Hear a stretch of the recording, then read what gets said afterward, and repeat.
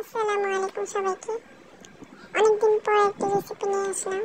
এখন নেটে প্রায় দেখা যাচ্ছে পাকিস্তানি পেশোয়ারি মাংস রেসিপিটা। তো আমিও ভাবলাম যে ট্রাই করে ফেলি, যেহেতু নতুন রেসিপি দেখতেও লোভনীয় লাগছিল। তো চলেন শুরু করি। প্রথমবারের মতো করা, তাই অল্প করে করছি।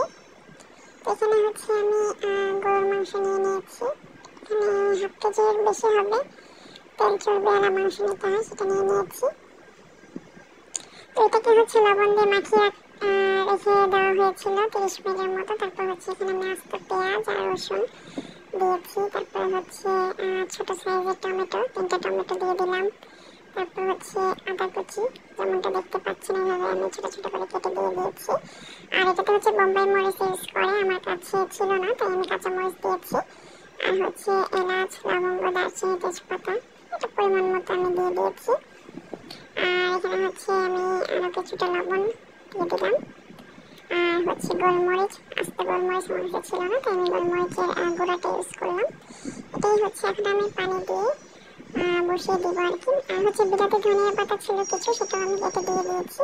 পানি দিয়ে হচ্ছে আমি এটাকে সেদ্ধ করে নেব। এটাকে স্লো কুক করা হয়, আমার হাতে সময় ছিল না বিধে আমি কুকারে বসিয়ে দিয়েছি যেন তাড়াতাড়ি হয়ে যায়। তো এটা আমি একবার খুলে নিয়েছি, দেখতে পাচ্ছেন তেল বের হয়েছে অনেক, আমি কোনো তেল ইউজ করিনি এক্সট্রা।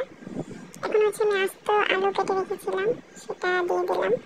দিয়ে আমি এটাকেও ভালো করে সেদ্ধ করে নেব। নিয়ে হচ্ছে আমি নামিয়ে নিয়েছি কড়াইতে, যেমনটা দেখতে পাচ্ছেন। তো রান্না বলতে গেলে হয়ে এটাই মানে রেসিপি, তেল মশলা গুঁড়া মশলা ছাড়া আর কি। তো খেতে খারাপ লাগে না, ভালোই লেগেছে। আমার হাজবেন্ডও বললো যে রান্নাটা অনেক ভালো লেগেছে, এটা এটা সাদা সাদাই হয় দেখতে। টমেটোর জন্য একটু লাল কালার এসছে, এই তো। তো আপনারা সবাই ট্রাই করে দেখতে পারেন, আশা করি খারাপ লাগবে না, ভালোই লাগবে। অল্প করে হলে ট্রাই করে দেখতে পারেন। আমিও করে দেখলাম, ভালোই লেগেছে আলহামদুলিল্লাহ। তো এই তো ছোট্ট একটা রেসিপি শেয়ার করলাম, কার কেমন লাগবে জানাবেন। আল্লাহ হাফেজ।